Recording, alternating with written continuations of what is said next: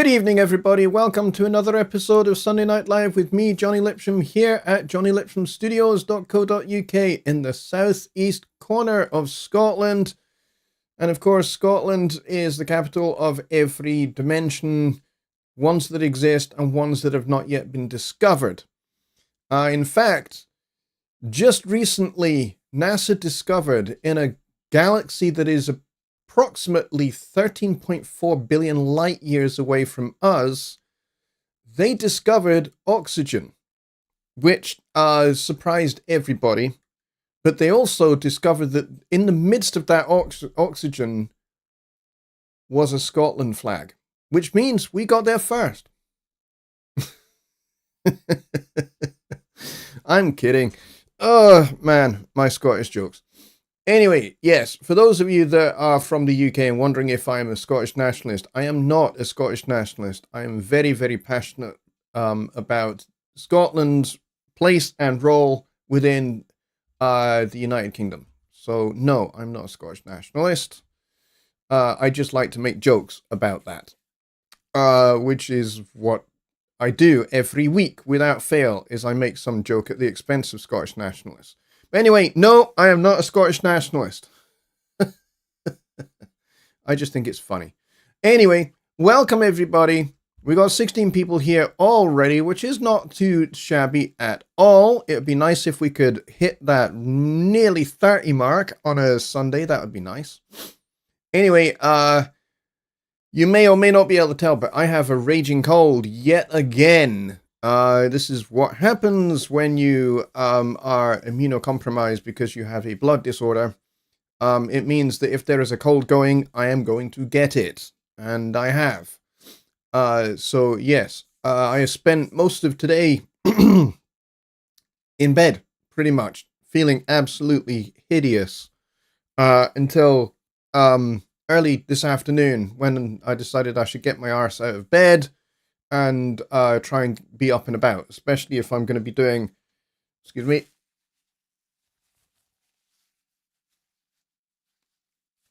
if I'm going to be doing a show. So, and I do try as much as possible to keep my shows going, even when I'm not very well, but sometimes the illness kind of takes over and makes doing a show impossible. But for right now, I think I'm okay enough to do the show. So here we are, doing the show. And first in the door, of course, was Billy Morgan, followed by Rich Cresswell, who says, "Salut, sadly can't join you all. Hope you get your questions answered." Thank you, Rich. And it's a shame you can't join us, but if you're watching the replay, a big shout out to you, my friend, and I hope you're doing well.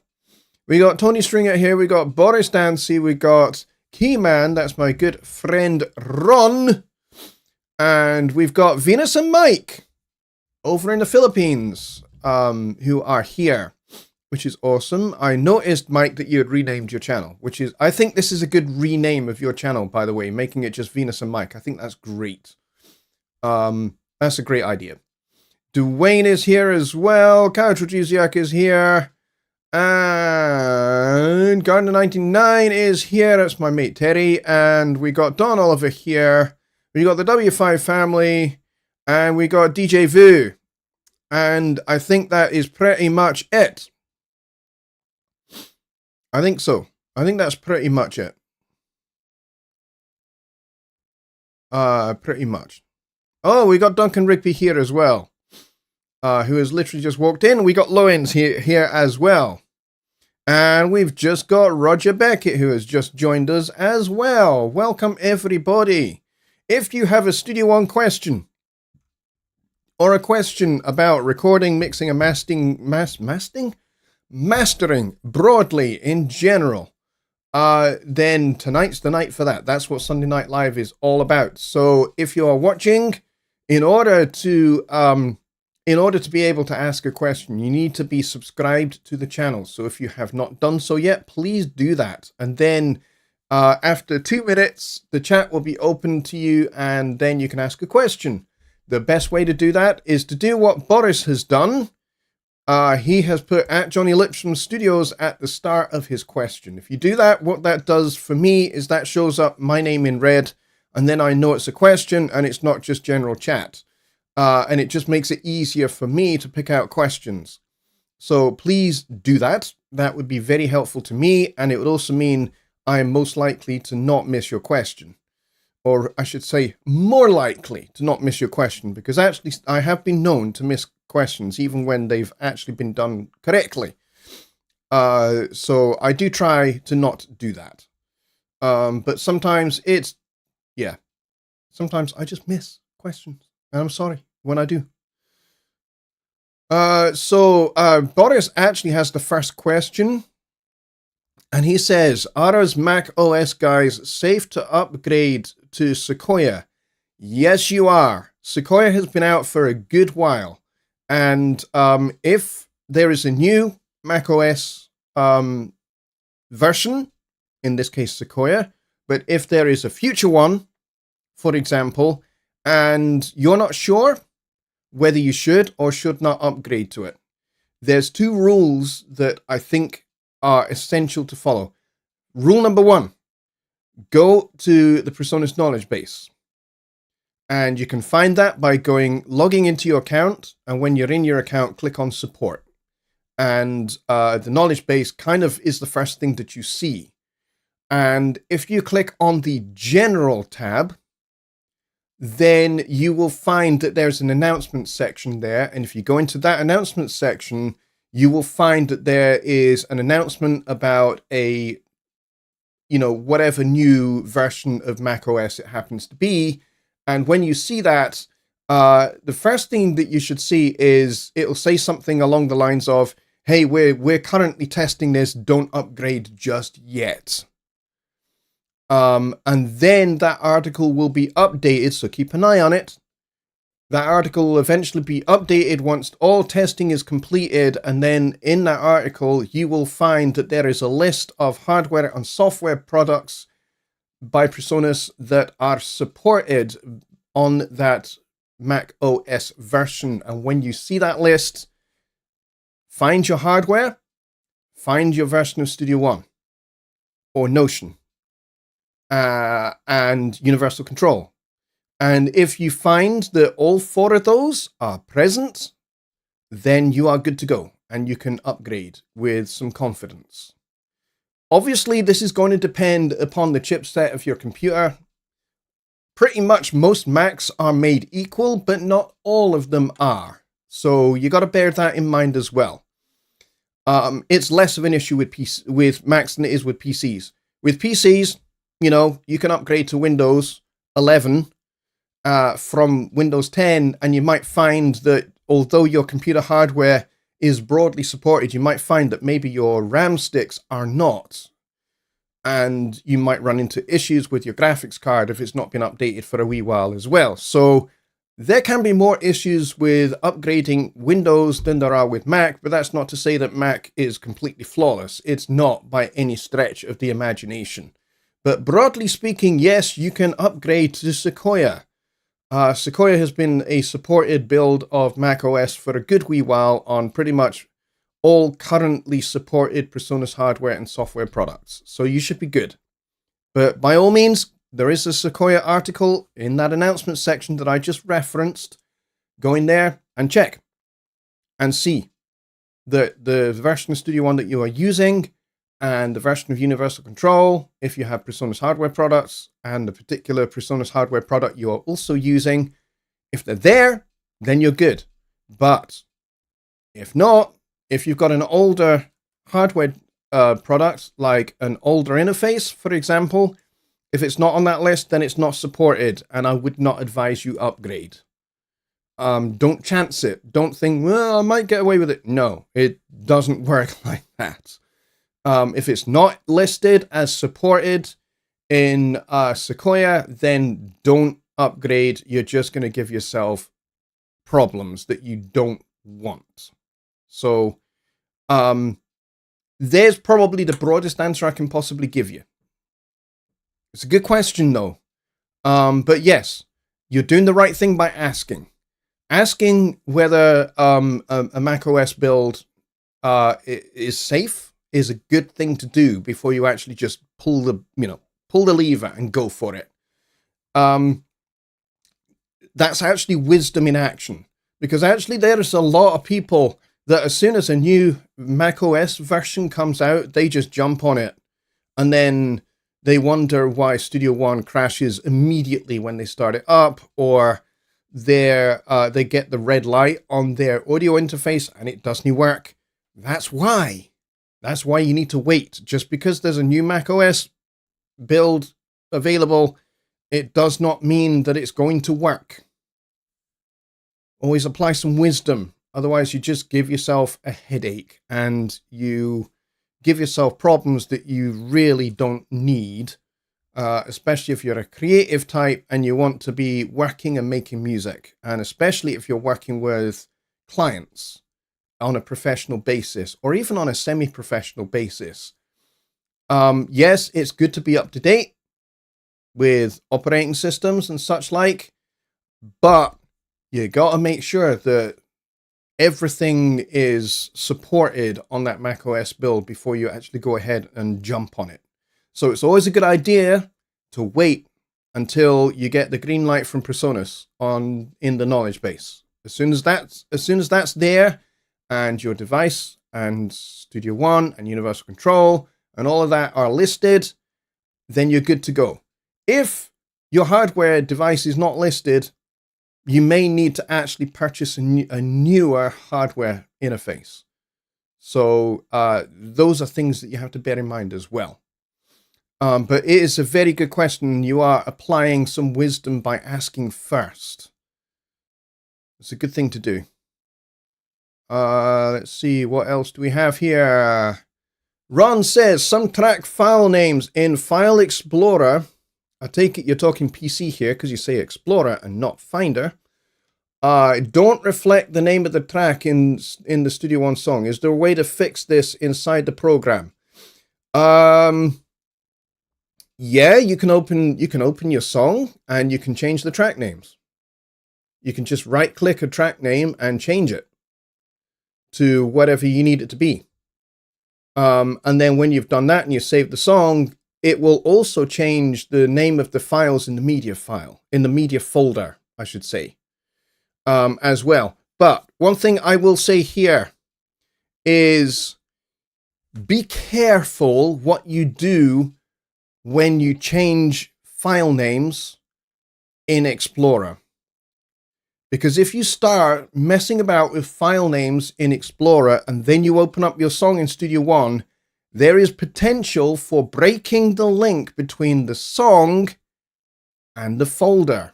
And when that happens, you start to get missing files, errors, and then you can end up in a whole world of problems. So be careful with doing that.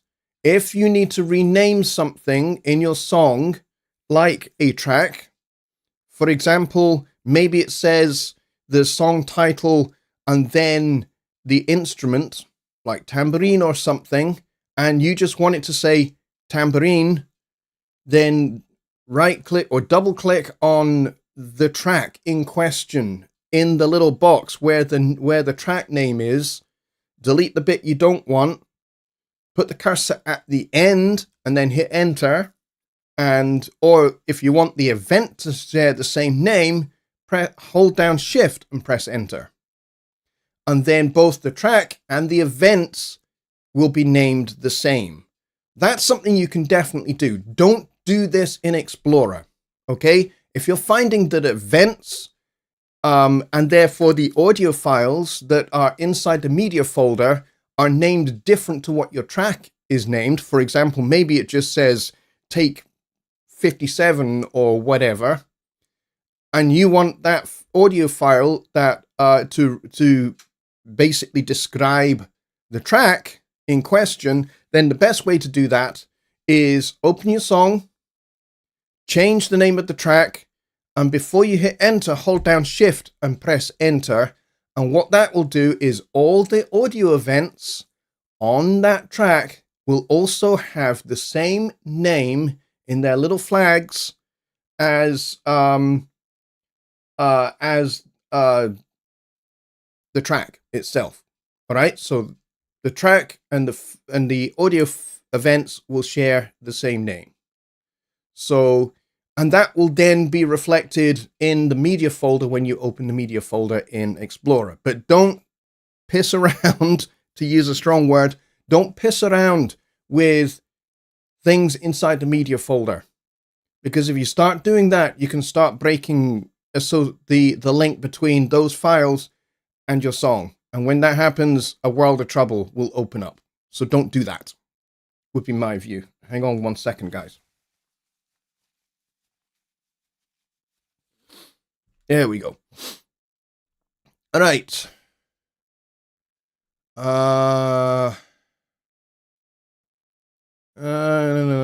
Dwayne says, my friend has bought the H8 interface. I think you mean the HD8, the Quantum HD8, I think. And is wondering, is there a manual for it? Yes, there is. And in fact, if you go into your account, or your friend goes into their account, and they click on products, and then from the category list on the side, you click on hardware products, you'll see all of your hardware products. And then, so you should then find the Quantum HD8, just click on that, and that'll take you to the product page for the HD8. And then if you go down to the download section, you should find the user manual and everything else there, including universal control. All of that is there on the product page. So that's where you can find all of that stuff. Let's see what's next. DJ Vu says, as for Studio One, I would like to know where the policy of this door is going. Or are these just more commercial changes? Are there any facilities for producers in the pipeline? I'm not quite sure what your question means, to be very honest.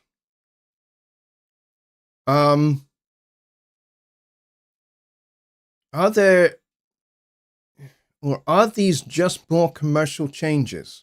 See, whenever there are new features built into Studio One, and this is true historically from version 1 to version 7, which is where we are now, features that are added to Studio One are added for two reasons. Number one, the developers think that these will be useful to the customer base. Number two, maybe some of these features are also in other popular DAWs. And so developers will anticipate that the customer base will start asking for those because they have seen them in other DAWs. Number three, feature requests. Customers ask us, hey, we would like X feature in Studio One. And the Presonus development team over in Hamburg are very, very responsive, and they listen, and they add feature requests. It happens a lot, actually. I mean, I can say for myself personally, before I started working for Presonus 5 years ago, I made a bunch of feature requests. I switched over to Studio One in 2013, and within probably the first 6 months, I had a bunch of feature requests, some of which were just ideas that I had.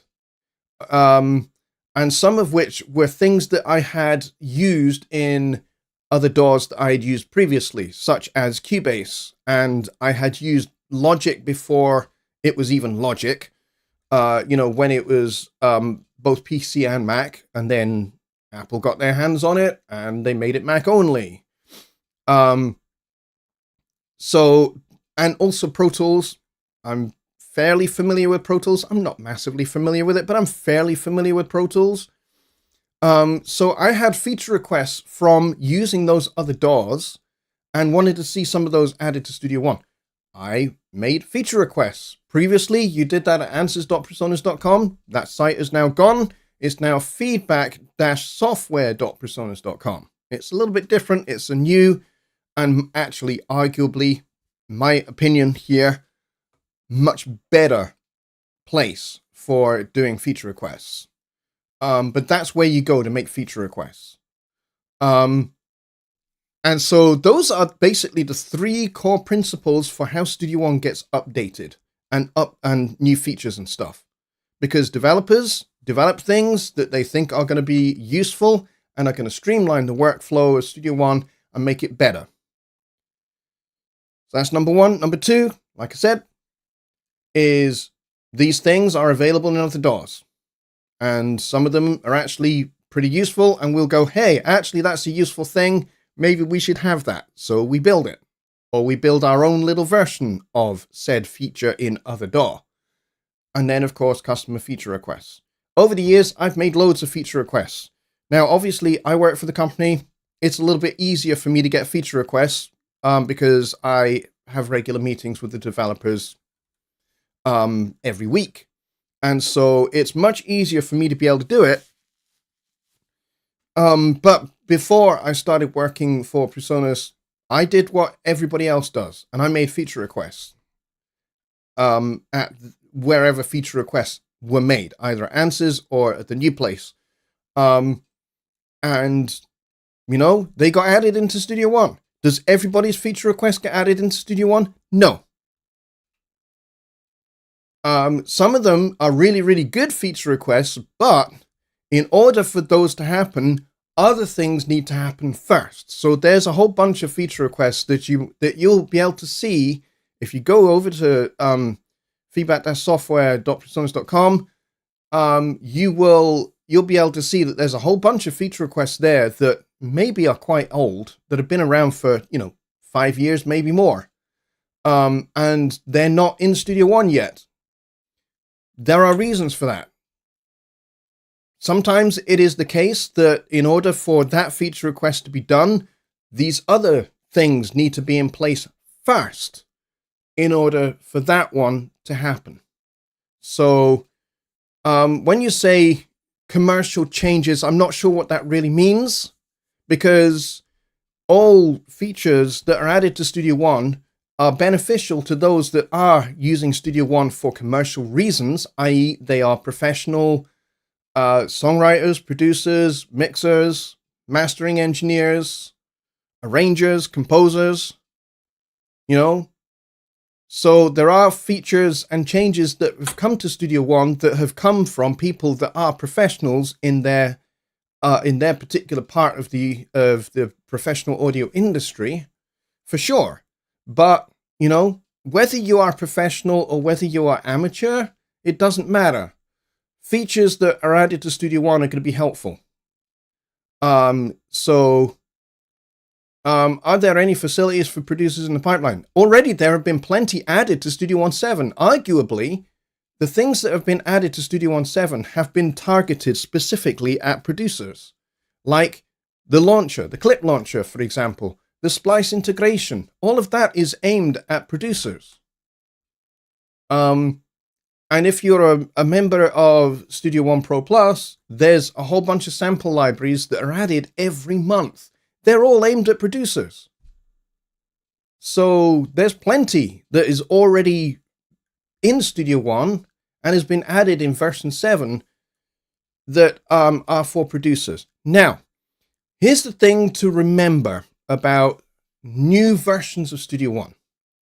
New versions and what they're now calling feature bundles that are coming, at predictable points in the year, like every quarter, they're going to have a different target audience because you can't please everybody all of the time. It's impossible.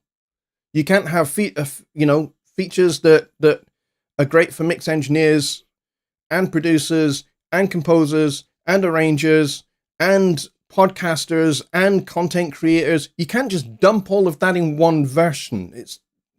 You'll end up with something that pleases nobody if you do that. And so historically, from version 1 all the way through to the present day, there has always been a target for each version.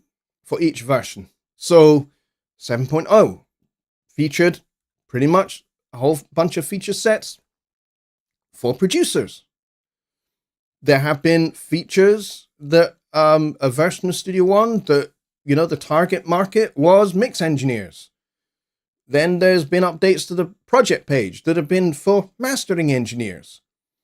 And so do you see where I'm going with this? That, different updates, different feature bundles, different new versions of Studio One, they target different groups of people because you can't target everybody, And we're not the only DAW manufacturer that does that. They do that for Cubase. They do that for Pro Tools. They do that for Logic. They do that for FL Studio. They do that for Reaper.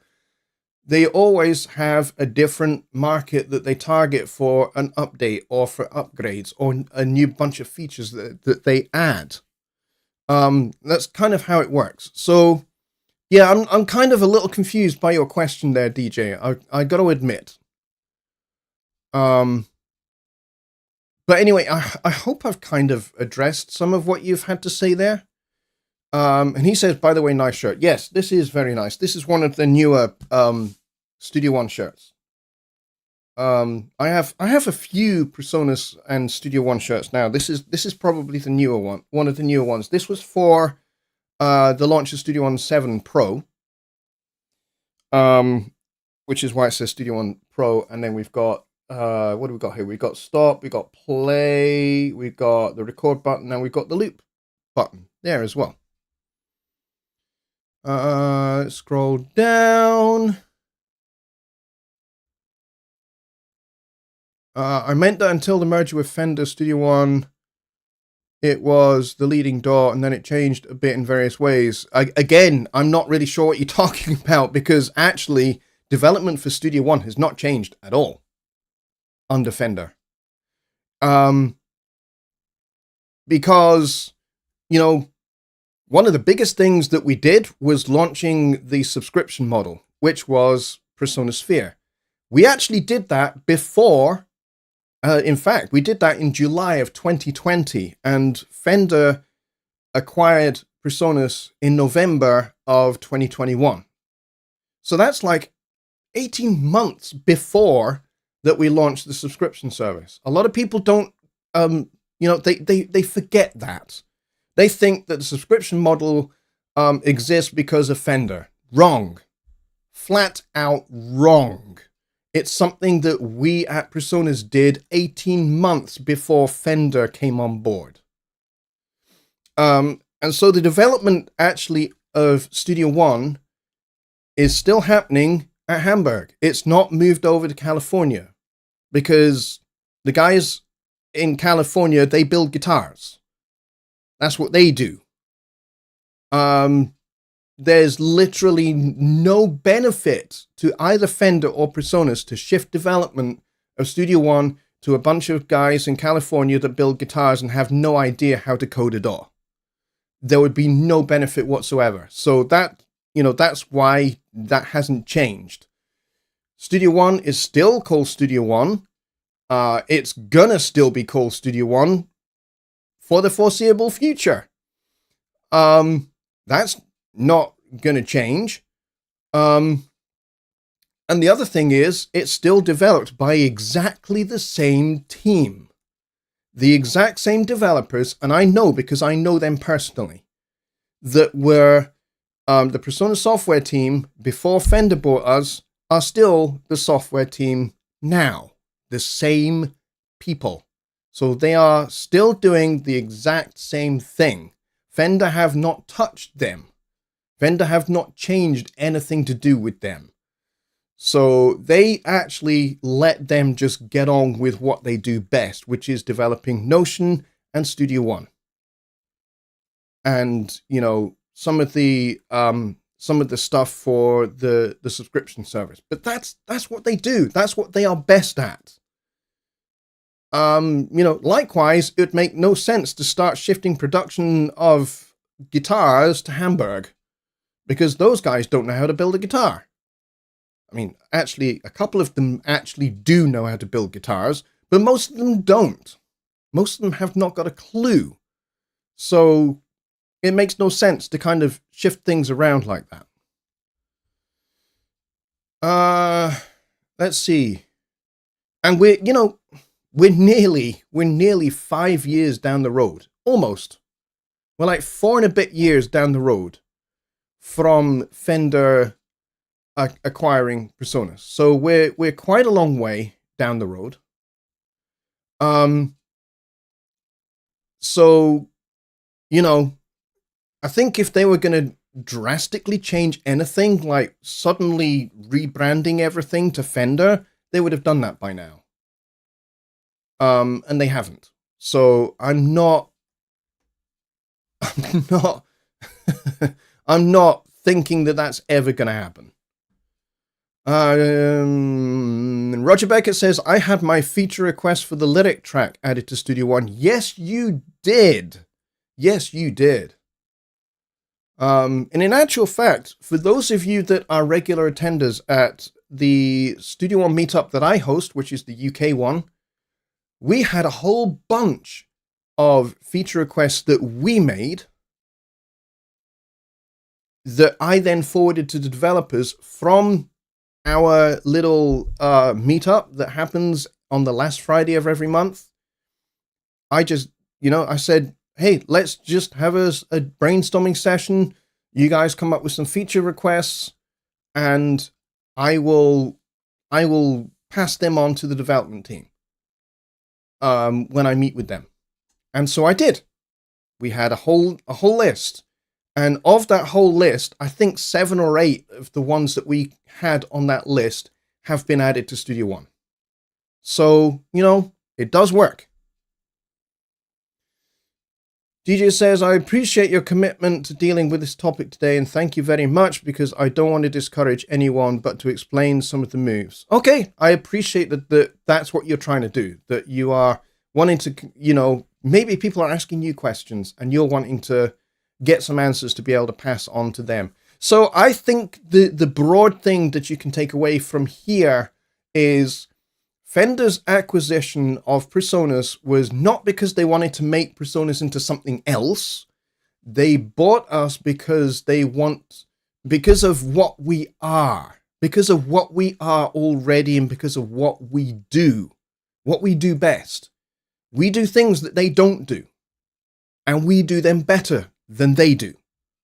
So we make things like mixers, interfaces, recording software, notation software, and we now have UCNet and Universal Control as the binding agent for all of those devices and all of those software. So we have our own end-to-end ecosystem, which basically gets you from very bare bones basic ideas all the way to performing your completed songs on the stage using the show page with interfaces and with mixers. And what they did when they came in was they went, we like this, we want to allow our customer base to have access to that. So that's why they bought us. They saw value in what we are and what we have and what we do. And they wanted to basically give their customer base access to that. So basically guitar players, bass players, get them to be able to plug their instruments into that ecosystem and have that ecosystem be able to take them to the stage, take them on the road, take them touring. And so there are Fender artists that use the PreSonus ecosystem on the road full time. That's what they do. So, from that point of view, it really, it's a really, really great partnership. In much the same way that I think that the partnership between Yamaha and Steinberg is a really good partnership. And, it's been nearly 30 years for Yamaha and Steinberg, not far away from it, over 25 years. And their partnership is brilliant. It works so well. It's so effective. And I think the one that we have here between PreSonus and Fender is just as good. Yes, there have been other acquisitions that have gone tits up. Acquisitions do that. Sometimes it doesn't work. Sometimes the fit just isn't as good as they thought it was going to be. I don't think that's the case here. We're 4 and a bit years into that. And I think if it was going to be a disaster, we would have seen it already. and we haven't seen it being a disaster. So yeah, and there's lots that I can't say because of I'm under an NDA, so I'm treading carefully with what I can say and what I'm not allowed to say. So please, kind of bear that in mind. Let's see. Neil says, I imagine Fender's role and decision-making will be more to do with the steering of the general business direction, price point, sales, marketing, etc. And that's a pretty good assessment of it all. Ben Adams 777 is here. Welcome to the show. Welcome to the channel. I hope you find not only this show, but, all my other content really helpful for you. So welcome. Go and check out all the videos that I've already got up there. There is more to come as well. Well, he says, I evaluated several of the big name DAWs and Studio One made the most sense for me. I really like the product. The subscription model doesn't hit the pocketbook too hard. I get access to videos and samples, etc. Yes, you do. Welcome. I'm very glad that it has made a lot of sense to you. It made a lot of sense to me. I switched, like I said, in 2013. And I could not be happier. But here's the thing. In 2013, the last thing I expected to happen was for the company to reach out to me and ask me to come work for them. I never expected that at all. And it's been fantastic. Now, for full disclosure, I have actually been partnered with Presonus for a long time before I actually started working for them.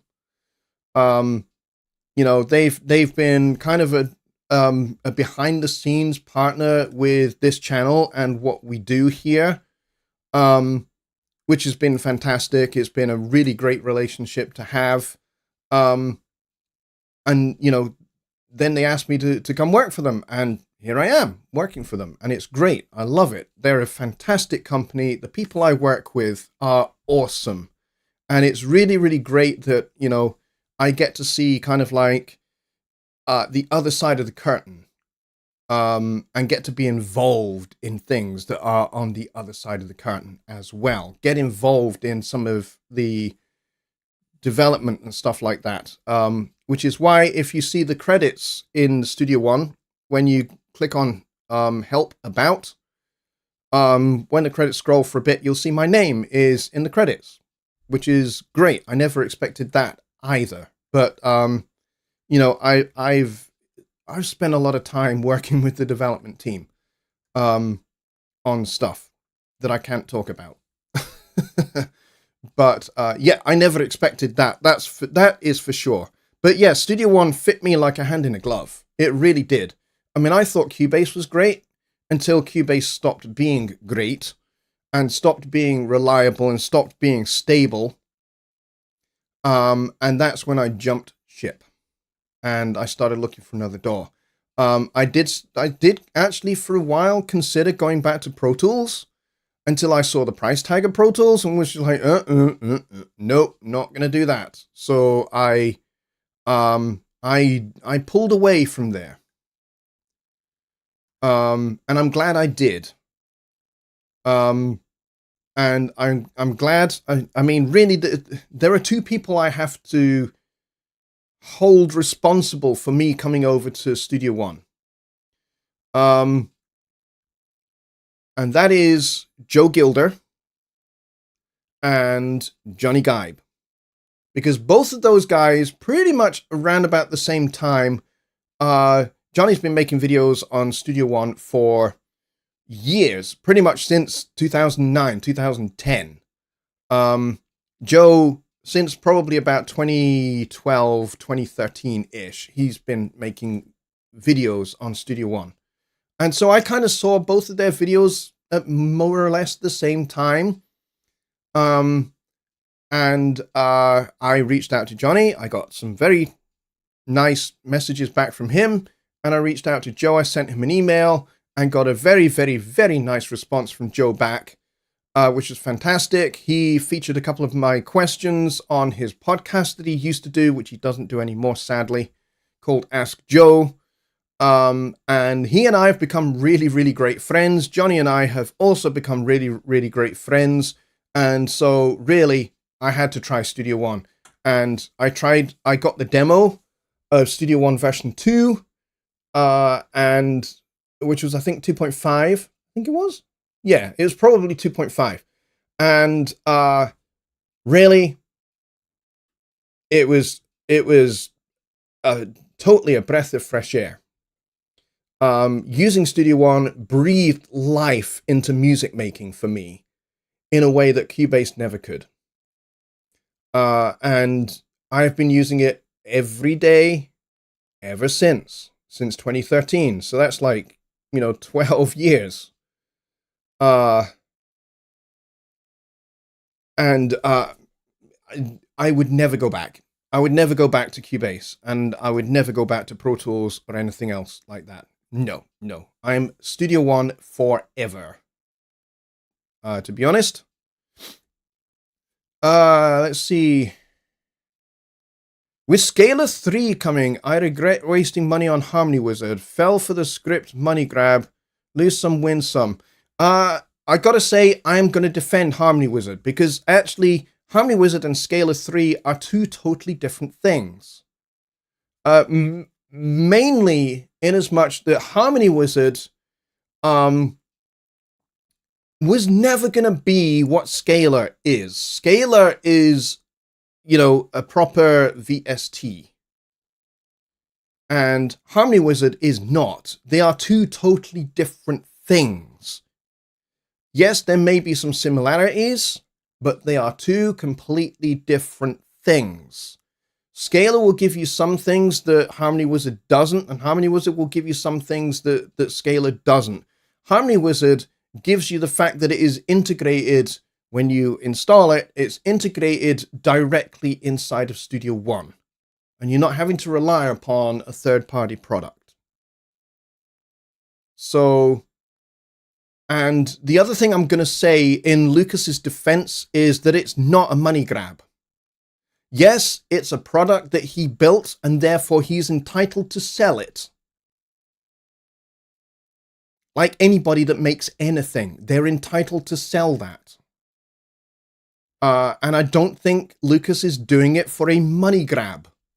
He's doing it to provide a product that would be useful and helpful to people, and to have that directly inside of Studio One.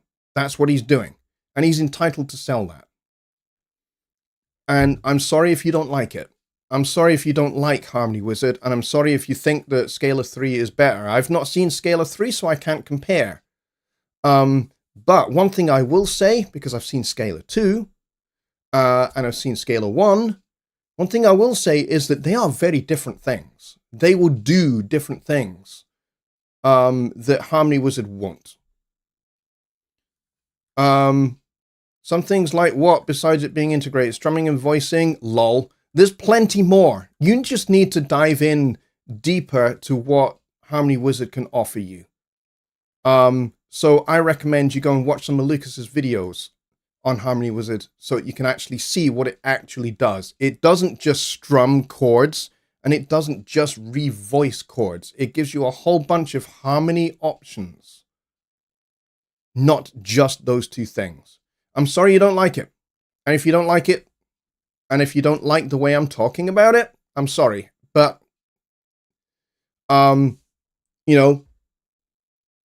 that's just what I think. And that's what this channel supports. And I'm sorry you don't like it. Anyway, what's with Toolbox and Drumbox? Are they just macros being sold for almost 80% of DAW prices? I've got to say, Toolbox, if you're talking about, darn it, what's the name of the company that makes those? I can't remember what the name of that company is. It's another third-party company that makes stuff that works inside of Studio One. You may find those useful. You may find them not useful. That's up to you. It's going to be helpful for other people, maybe not so helpful for you. If it's not helpful for you, that's fine. Don't buy it. And if you've bought it and you found it's not really helpful for you, go talk to Lucas, Culture Sound. Thank you. Go talk to Lucas or go talk to Culture Sound and get a refund. If they're not useful to you, don't have them. Don't use them.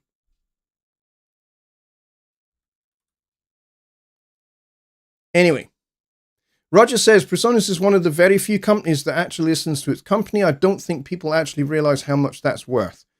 100%.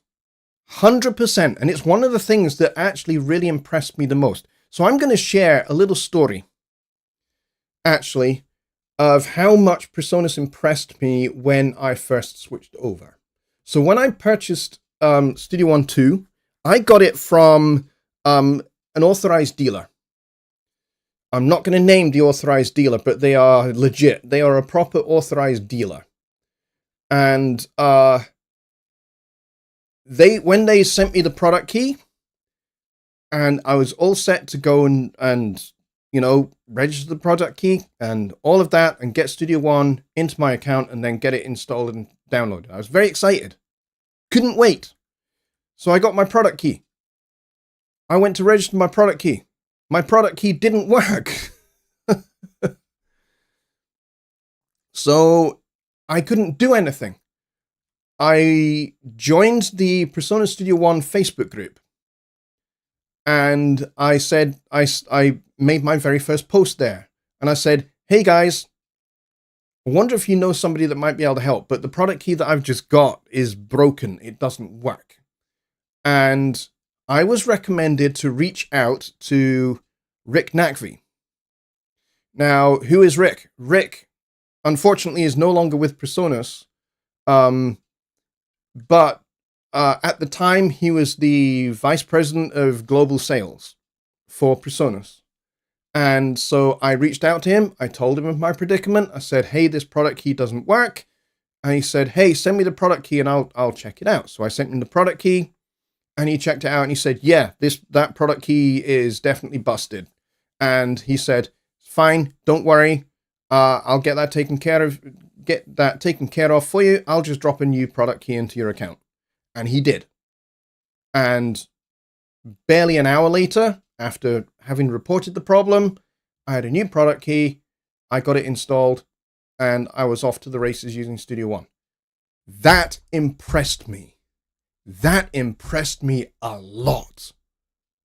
Because there are other companies, if I had told them the same thing, they would have said, oh, well, you got that from an authorized dealer. You're going to have to go and, purchase it again or get a refund from them and you could purchase it directly from us. So I might have been spending my money again. But no, they didn't do that. They just gave me a new product key to replace the one that was broken. And it took about an hour. That really impressed me.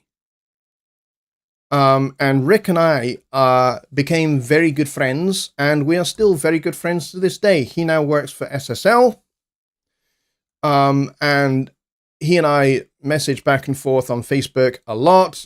We have fairly regular Skype or Zoom calls just to check in with each other. We're really good friends. And he's an absolute outstanding bloke. He's been, an outstanding guy for PreSonus for like pretty much 30 years. And now he's at SSL, and I'm sure he's going to be absolutely outstanding for them as well.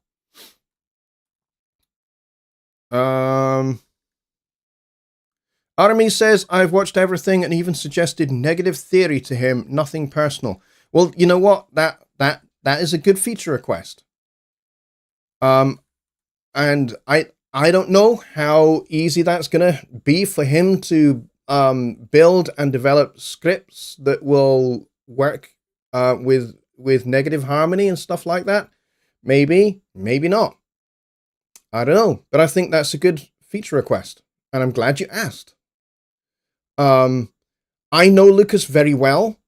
You will find, if you look on his website, you'll find that my name is there as well, because I helped him with some of the development of Harmony Wizard. Most particularly, I helped him with some of the translations from German to English. And I still do that for him today. For, new versions of Harmony Wizard that are going to be coming in the future. I'm still helping him with those kind of things. So that's why I kind of leapt to the defense of Harmony Wizard. I think it's a great little addition for Studio One. Would I like to see these things being added natively by the Personas guys in Hamburg? Yeah, I think I would. And I think Lucas would too. But since that's kind of not really their focus, and, most of the guys there, they are all fantastic, awesome guys, and they're all pretty much geniuses in their own right. Music theory, I would suggest, is probably not, kind of like the highest priority thing for them. So most of them are not particularly well versed in music theory, whereas people like me and Lucas are. I have a flipping master's and I have a doctorate, so I know what I'm talking about. Lucas has a lot of practical experience as a composer, as an arranger, as a jazz pianist. I have both. I have one foot in the academic world and one foot in the practical world as a jazz pianist for, pretty much 30, 40 years. So yeah. Arami says, I made a lot of notes on it. The hard part is flipping the melody to negative melody. The harmony part is easy to flip. Okay, that's cool. Yep. Well, like I said, make that as a feature request to Lucas directly. And it sounds to me like you've done that already. And you're just going to have to wait and see what he does. DJ says, do we know anything about the Studio One working with complete control equipment? For example, the S49 MK3 MIDI drivers. Okay, there is, again, in the knowledge base, there is another section of the knowledge base, which is all to do with the complete control keyboards and their integration. So I would check those out. Now, I think those were for the MK2s, but I would imagine that the MK3s also have the same kind of integration. There's a table which gives you a list of devices, complete control devices, and what level of integration they have within Studio One. So the complete control integration has been a part of Studio One for actually quite a while. It goes back to Studio One 5, in actual fact. So it's been a kind of part of what we do for quite a while. But again, it's on Native Instruments, and I know Native Instruments have been kind of a little bit sidetracked with some of their acquisitions lately. So it may be that it's not necessarily a massive priority for them at the moment. But I would check out the knowledge base articles on complete control and the integration there. And I would also reach out to Native Instruments support and see if the integration files have been updated to support the MK3s in Studio One. So that's a great question again. And unfortunately, that's about the extent of my knowledge. I did not write those articles, by the way, because I don't have any of the complete control keyboards. I don't. I actually wish I did have one, but I don't. They're not cheap, unfortunately. Neil says, so does the English translated text within Harmony Wizard include some profanity? Unfortunately not, no. As a Scot, profanity is kind of part of our language. I've made some suggestions to Lucas. He probably wouldn't do them, but it would be hilarious, I have to admit. Roger says, Harmony Wizard is a great addition. Lucas is a great guy and musician with so much musical knowledge. He most certainly is.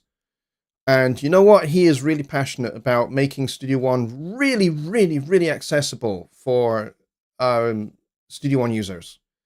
And being able to do things like, if you don't really have a whole lot of experience with making chords, I mean, people like RME, you definitely seem to have, because you're talking about negative harmony and stuff, you seem to have a lot of experience with making chords and stuff. Well, Harmony Wizard's probably actually not for you. If you are already well versed in music theory to the point where you can apply and understand negative harmony, then probably Harmony Wizard doesn't really do a whole lot for you. And I would imagine that Scalar doesn't really do a whole lot for you either, to be honest, because you already have that understanding yourself, and you could probably already make pretty advanced harmony and pretty advanced chords in Studio One as it is. So, Harmony Wizard is more aimed towards people that don't have that. So that actually creating harmonies, creating chords, either for guitar or for keyboards, and all of that is easy. Because right now they don't, there are people that are great musicians that don't have that harmony background.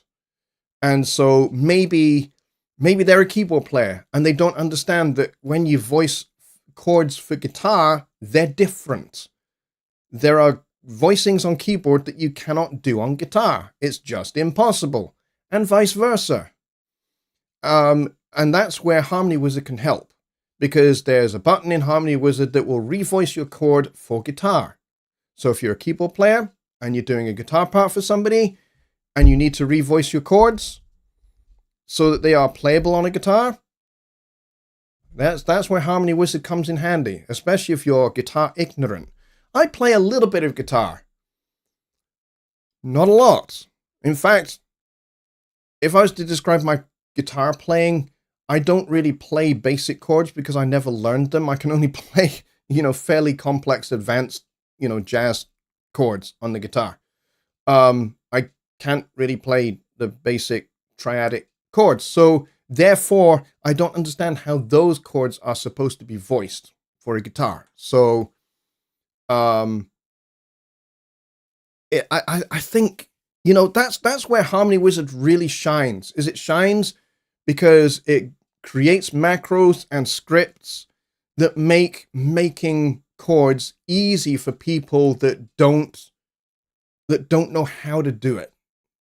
And yeah, it does make strumming of chords a lot easier using his little script than actually doing the strumming thing yourself. Doing the strumming thing yourself manually is a little bit tricky and requires a little bit of extra patience. Whereas using the script in Harmony Wizard for strumming, up strums, down strums, alternative strums, that's actually a really, really great little feature in Harmony Wizard. I think it's fantastic. Let's see. DJ says you didn't mention I didn't mention Gregor. Well, that's because it was only Joe and Jonny Geib that got me into Studio One. I did not know Gregor at that point. I didn't know Gregor until maybe about a year, maybe 2 years. Yeah, maybe 2018, I think, is when I met Gregor.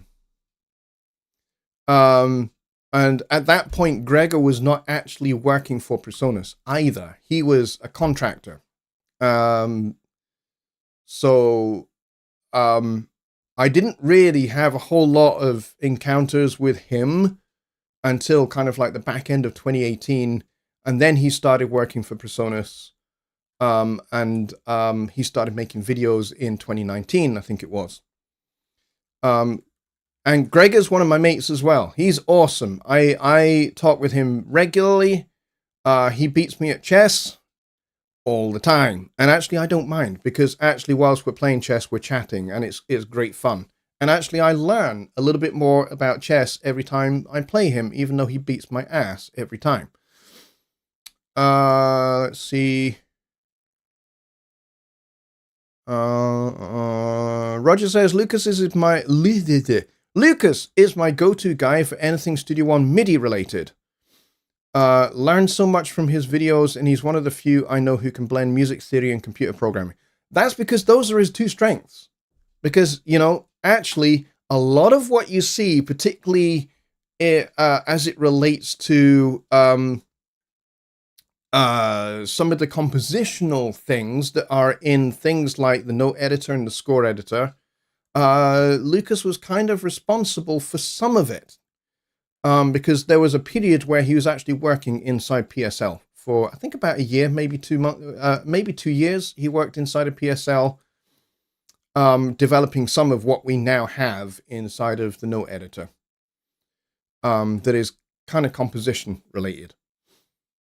Neil says, I've never taken any interest in any music theory helper type of programs. Fortunately, I'm able to translate all of that in my head pretty quickly. Yes. Yeah, and that's also a very helpful, yeah. If you already have that knowledge and understanding, then being able to actually put that into your songs is a distinct advantage, for sure. Army says, it is fantastic. I just hope he adds negative harmony. It'll do wonders for B sections, something AI is probably sleeping on. I don't trust AI at all. I'll be really honest, especially when it comes to actually learning complex things like music theory. All it's going to do is just going to troll the internet and find information on a particular subject. It doesn't necessarily decide which is good information and which is bad information. It just gives you information. It doesn't actually discern between good information and bad information. And unfortunately, when it comes to music and music theory, there is bad information out there. So, I would say if you're going to use AI to help you learn music, and I totally understand why you would want to, bear that in mind, that actually all it's going to give you is information. It's not necessarily going to give you just good information. It'll just give you information, good and bad. So, you know, kind of take some of what it does, what it serves, up to you with a pinch of salt, because it's not always correct. It's not always accurate. So, DJ says, I'm writing about it again. Can I press the loop button on your t-shirt? Because I want more such broadcasts. DJ, I do these every Sunday. And so the more people bring questions like these ones every Sunday, the more you're going to get those kind of answers. For sure. But yeah, stick around, DJ. Come back on next Sunday if you want more Studio One questions dealt with. But if you want songwriting questions dealt with, then come along on Wednesday at the same time, because that's when I do my Songwriting Simplified show, where we talk all things to do with songwriting, composing, arranging, and we dabble into the world of music theory as well. So if that's your bag, as well as using Studio One, and you've got some questions about those things, come along on Wednesday, same time, 6 p.m. Central, back here on this channel, and we will I will attempt to answer your questions. All right, we're going to call it a night there. Thank you very much, everybody, for joining us. And by the way, folks, we peaked at 29, which is pretty good. Pretty good. I was watching it to see if we were going to actually peak over 30.